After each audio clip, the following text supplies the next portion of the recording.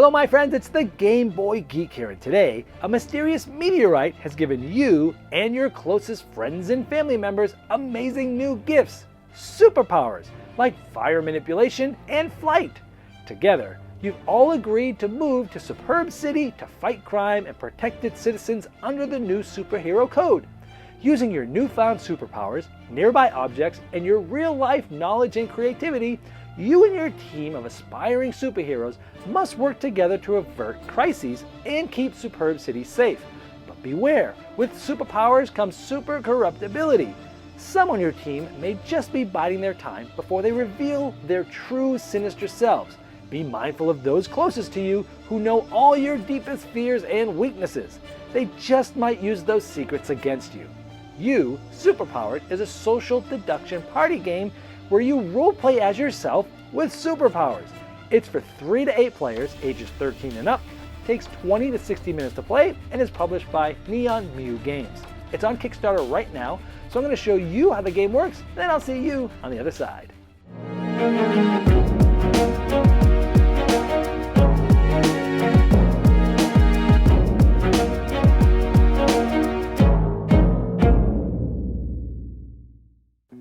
At the beginning of the game, each player is going to get a secret identity, like a superhero or maybe a supervillain.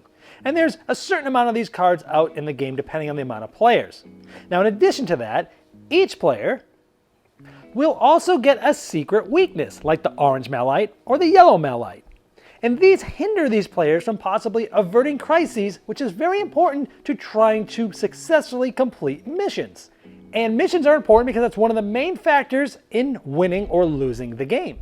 Now I'll go over all the details of how the different endings play out depending on which side you're on, but generally speaking, the superheroes are trying to win a specific amount of missions, depending on the player count, and they're trying to keep their secret weaknesses hidden from the villains. But at the same time, they're also trying to figure out who the villains are and possibly what their secret weaknesses are.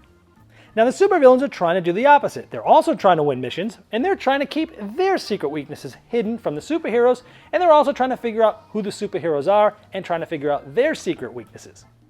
Or you might be an undercover hero who's trying to win with the hero team, and they're also trying to misdirect and mislead the villain team. And if you're the rogue, you're trying to get the heroes to win, but also have the most points, so you're trying to win the game all by yourself. Now, depending on the amount of players, there'll be a certain amount of roles and cards in there. In this case, we're setting up for a 5-player game, so there's going to be 2 superheroes, 2 supervillains, 1 undercover hero, and 1 rogue. Now, even though there's 5 players, there's 6 cards. These are going to get shuffled out and secretly given, and one of them will be left out of the game, and that's important for the end game. So you don't know exactly how many of anything there are for sure. So each player is going to get a secret identity, which they'll secretly look at and keep face down for the entire game. They'll get that secret weakness we were talking about earlier, of course, not showing it to anybody, but they'll get 2 superpowers, and those will be face up. Like in this case, we have fire manipulation and flight. You'll also get some other cards, but we'll show you how those work later. The game goes through 2 phases, the missions phase and the end game phase. You'll go through the missions phase multiple times until a certain amount of missions is won by a certain side, depending on the amount of players. Then you'll go to the end game phase. But at the beginning of the game, the player who's last performed a heroic act will be the first mission hero, and they're given these 2 badges, mission hero sidekick, and some other components as well. Now each mission is going to have a mission hero, a sidekick, as we just showed you those badges, but there's going to be 2 crises that happen in one specific mission. And the mission hero is going to roll this die, and based upon that, they're going to see which district, 1 through 6, will have the 2 crises for this mission. Now, even though normally you'd get 2 crisis cards from one location, to show you an example of the types of crises you might see at different locations, I'm going to show you one from the industrial and stadium locations. Now, based upon those different locations and your superpowers and other players' superpowers, you'll give one of the player to partner up with you as the sidekick. So you'll give them this badge, and you'll be partners on this mission for these 2 crises. Then both the mission hero and mission sidekick will share with each other secretly their secret weaknesses. So the mission hero will give their secret weakness to the sidekick, who will then look at it and give it back, and the mission sidekick will do the same, so they each know what their secret weaknesses are. Now at the beginning of the game, each player was given 4 of these objects and weakness cards. Now each of the players that are on the mission, the sidekick and the mission hero, will each secretly select one and place it face down in the middle.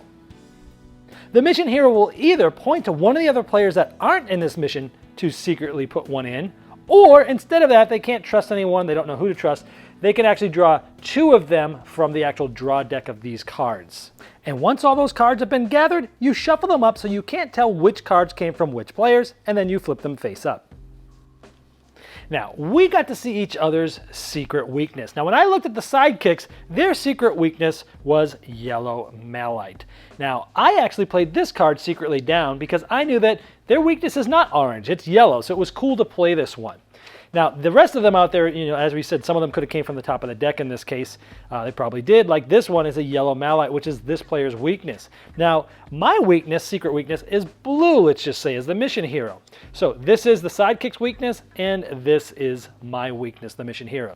Now, if at this point there's either one large malite of either of the player's weaknesses, or 4 of the small ones. So if there were 4 small yellows or 4 small blues, or 1 large blue or 1 large yellow, because those were our secret weaknesses, we would need to say immediately that we could not avert the crisis. Now, if both of us do, then we actually fail the mission, because there's 2 crisis cards in each mission. But in this case, neither of us fail it automatically, but there are ways to do that if the wrong cards come out based upon our secret weaknesses there. Now, if the mission hero was a villain and they looked at this player's secret weakness, and let's say it was orange, then they may have played this on purpose to try to make it so that this player cannot avert a crisis, because the villain players are trying to fail missions and the heroes are trying to succeed in the missions. Now, I've placed my secret identity face down and my superpowers here just to show you. Now, the mission hero would read the first crisis. Let's say the first one was the stadium, for example. We'd flip it over and read it.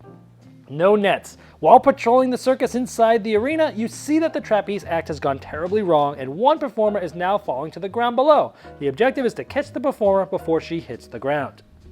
Now, based on that, the mission hero that read that has to immediately either take it and try to fulfill this crisis or give it to their sidekick immediately.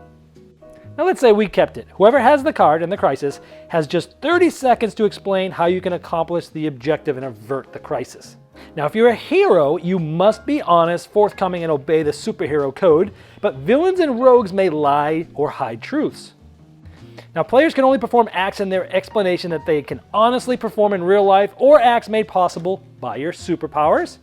And you can only use objects that are commonly in the location that you're in. This is a stadium, so something you would commonly find in the stadium, or possibly you're going to be using some of the items here. Now let's look at this. My secret weakness is the blue malite. What this means is that the blue malite is touching the fire extinguisher and the generator. So I could not use either of these, but that's it really. I could use all the other ones because the blue isn't touching anything else. I can use a small mystery box, which essentially is 1 unit of my choice that I can just make up. The large mystery unit is any 3 real world objects that I could use inside. But if the cards were like this, not only could I not use these because they touch this, I also couldn't use this because it touches my weakness.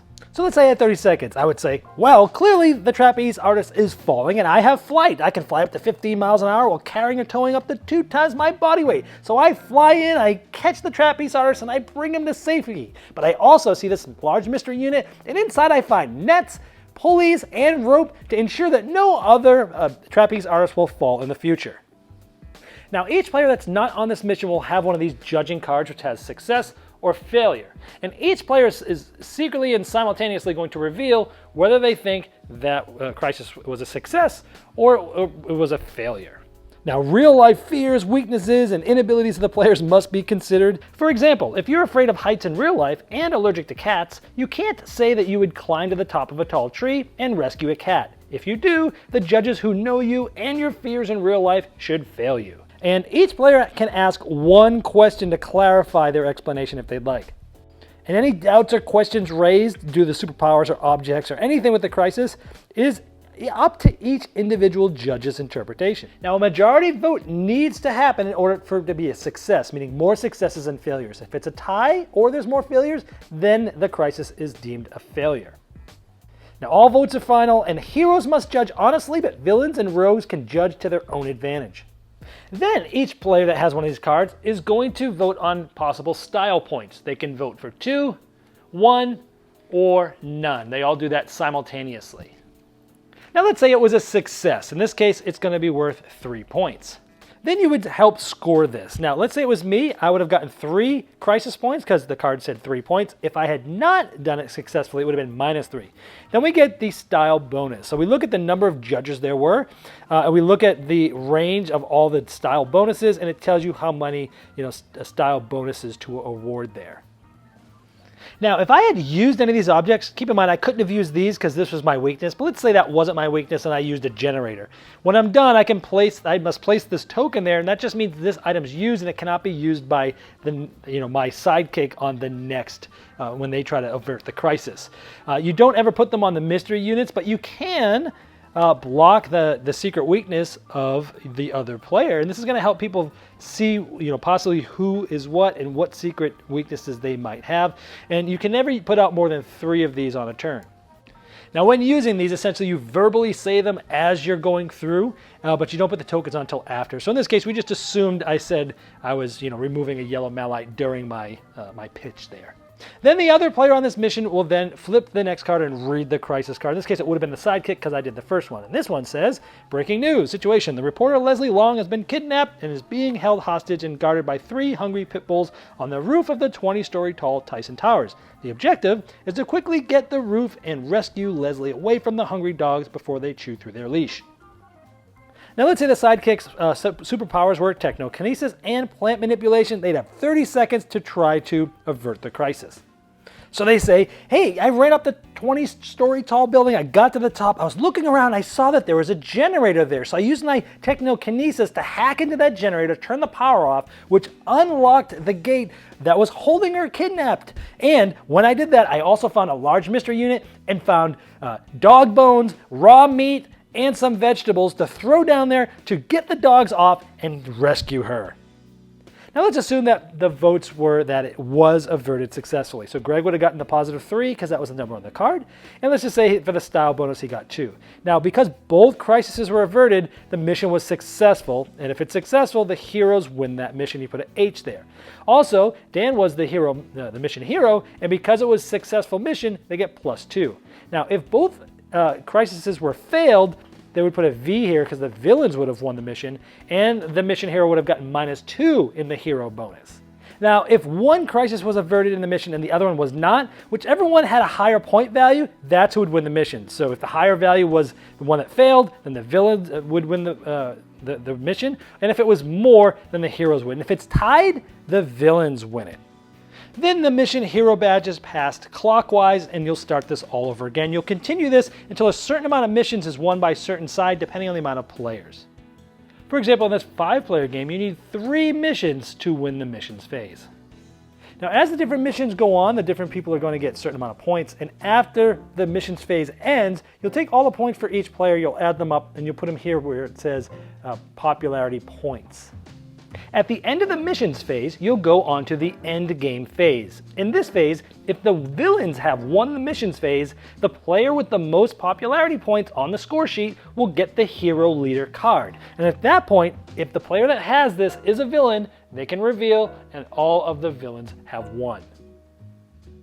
But if you receive this hero leader and you are not secretly a villain, then you would lead a brief discussion with all the other players, about 1 minute per player, to determine who among you is a villain and what their secret weakness is.